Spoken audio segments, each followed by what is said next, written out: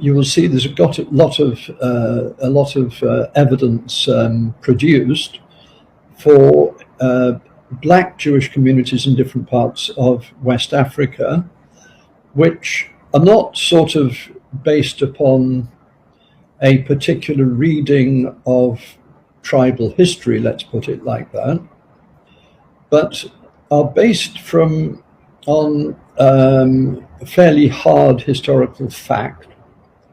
And this hard historical fact is the expulsion of the Jews from Spain and from Portugal at the end of the 15th century, subsequent to which a lot of Jews settled, first of all, in northwest Africa, places like Synagogue, in the islands, which I'm sure you know about, Saint Tomé and Principe. Yes, sir. Principally. And then, less known, along the coast of Guinea, so that in the middle of the 16th century, 1560 to be precise, the Portuguese Archbishop of Goa in India proclaimed that Judaism is a kind of horrible illness which has killed millions of people throughout history, and the result of being Jewish was to be covered in shame, to fail in everything, even among the black Jews of Guinea. So, in other words, the existence of Jews in the western part of Africa was absolutely accepted at the time by the likes of the Portuguese Archbishop of Goa. The story of the black Jew is evident that there was a migration of the black folks. Why? Because the black folks were the first people that lived on the surface of the earth. I think we agree with that, right? They were everywhere. In Africa, in Europe, in Australia, everywhere. They were the first people that lived everywhere. And when the persecution started, they were also driven from Spain, Portugal. And of course, in this episode, we're going to be listening to how the migration started and how they moved into Africa and how they moved from Europe and regions of the world. And they moved and they were able to find themselves virtually everywhere. They found themselves in Scotland, in Ireland, in England, and of course, they also found themselves in Africa. So it has been established, it is a known fact that the Israelites were melanated people, black people. That is established, right? And of course, because of the rigors they went through, the traumas they went through in the hands of the people that do not love them, this made their journey to be virtually everywhere. They moved everywhere looking for a place of peace and a sojourn, a place that they could call their own. And up until now, that has been their story. But what has been done is the fact that the story of Israelite has been whitewashed, and people began to think maybe they are white people. But I'm here to prove to you, to let you know that they are black people, melanated people. Let's go check out the stories, and I'll be right back. Credit belongs to original creator of every content that I'll be showing here today in this episode. And if you want to look on them, I'll be putting their names so they can check the story out from the primary source. I'll be right back. Don't go nowhere. In the ancient synagogue that has been restructured and rebuilt, here lies the truth that many seek after. Inside this restored synagogue, there are pictures everywhere. Historical evidence is right before my eyes. This extraordinary building has much to be desired. Here inside the synagogue, known as the Synagogue of Hamim Binto, you find some very interesting pictures of the Jews of Migrated. Upon closer examination of the four pictures, It is clear to see that the Moroccan Jews of the past were highly melanated beings. Here we see black Jews walking through the Medina. Below we see these same dark-skinned Israelites at the Bab el-Masa in Migrated, which was built in 1769 during the reign of Muhammad bin Abdullah as part of the reconstruction of the fortification of the city. As you can see, there is an engraved inscription above the arch as to when and who constructed this forted gate. In this recent picture of the same door, a close and more detailed inscription can be seen. This picture isn't quite as clear. However, the fourth picture clearly depicts these ancient Israelites who lived in the Medina as melanated people. Wanting to understand more about the pictures, I asked the Guardian, who was unwilling to go on camera, to inform me of what these pictures represent. These were his words. Is Muslim Jewish together. Muslim Jewish together. That's avant la Deuxième Guerre. I was not at all surprised by the Guardian statement. From a Quranic point of view, the term Muslim, meaning one who submits, predates Muhammad. It was time to explore the rooms. In the corner, there was another picture of these black Jews at the Bab el-Masa, and an even more fascinating one on the wall in this dark room. History is a lie. What happened to the black Jews when they were expelled from Spain and Portugal? From The Jews and Moors in Spain, page 195. On the 30th of March, 1492, the edict for the expulsion of the Jews from Spain was signed by the Spanish sovereigns at Granada. Heralds proclaimed from the street corners of every hamlet and village and city of Spain that all unconverted Jews of whatever sex or age or condition should depart from the realm before the expiration of 4 months, never to revisit it, on any pretext whatever, under penalty of death. These are sad words fraught with anguish and despair, yet however sad, however despondent and hopeless, however much of grief and anguish and despair they convey, they befell the Jews of Spain, and they fail altogether when they are asked to describe the sufferings and miseries which met the unfortunate exiles everywhere in their fruitless search for a quiet spot where they might live or rest in peace. Ships stood ready in the harbors to carry nearly all of the banished 300,000 Jews whithersoever it suited the captains best.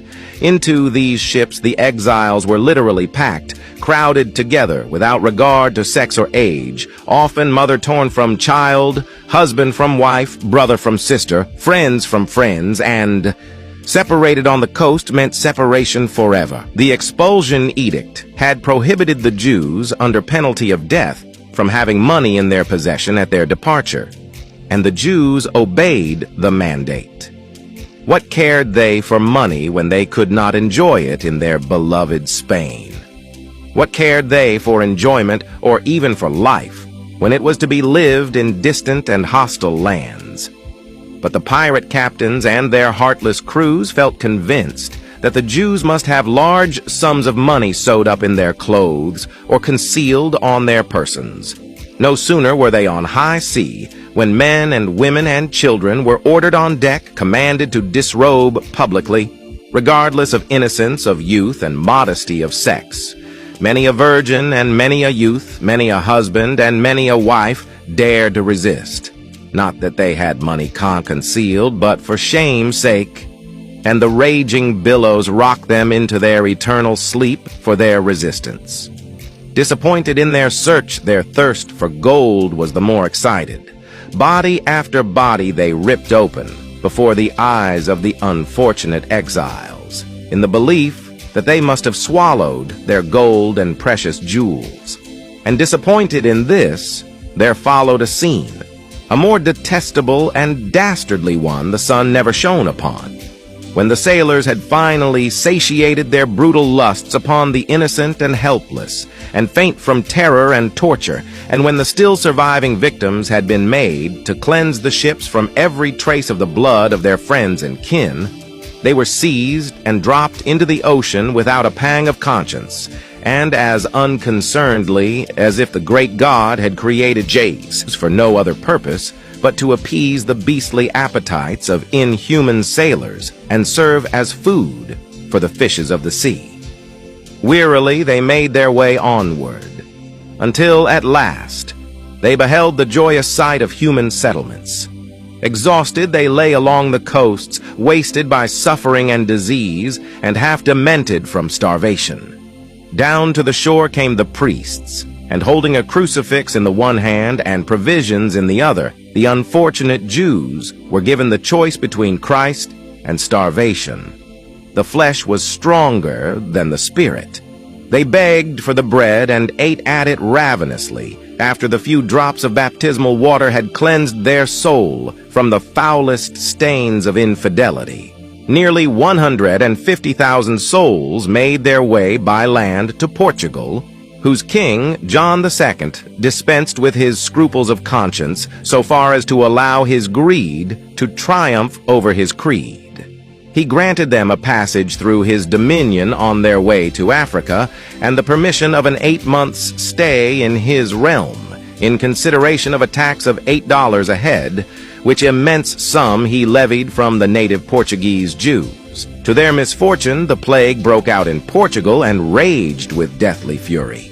Immediately, the church arose, held the Jews responsible for the visitation of the plague, and lashed the populace into a relentless fury because of the visitation of the plague and the breach of contract on the part of the Jews.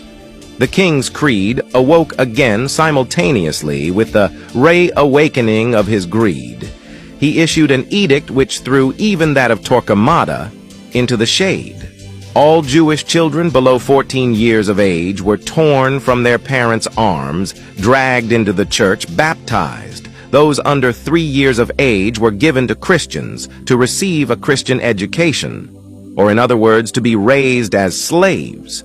Those between 3 and 10 years of age were put on board of a ship and conveyed to the newly discovered unwholesome island of St. Thomas called Ilhas Perdidas, the Isles of Perdition, which was colonized by Portuguese condemned criminals to fare there as best they could.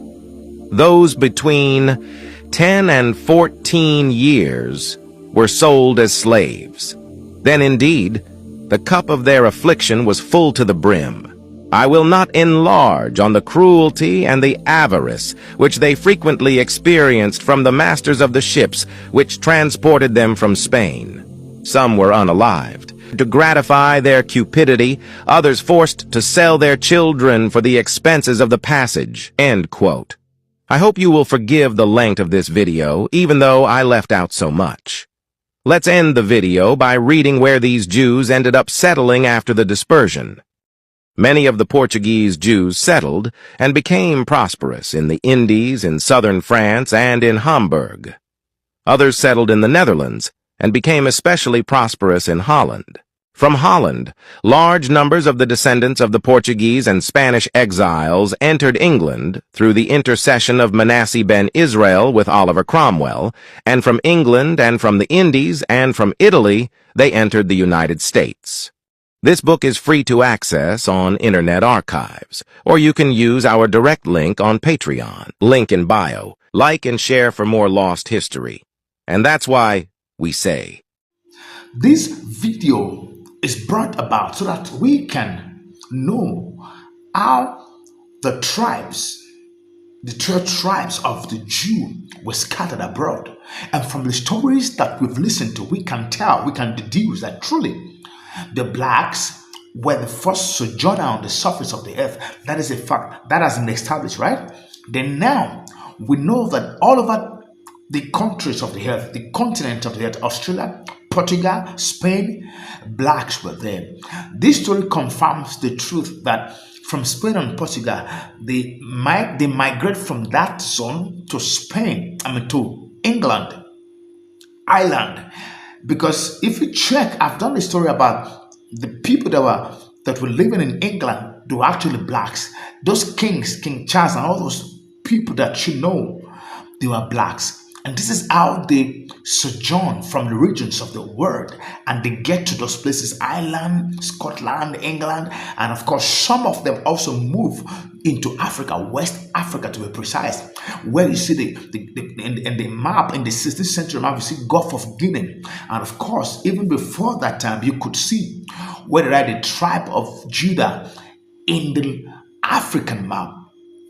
Africa is a word given by the colonial master. They are not known as Africa. That's another story for another day. But the truth is, in the old map, you see the tribe of Judah, a region where those guys that emanate, where they reside. And that is why I believe strongly that some of the people in Africa are actually the tribe of Israel. Yes, but a lot of people argue with this reality. But I'm not here to say it is true or it is false. I'm just here to bring a dimension of the story for everybody to listen and to view and to be educated, to be enlightened, to know that the blacks have actually become one of the tribe. Let me say it again. The blacks that were in West Africa, some of them were also the tribe of Israel.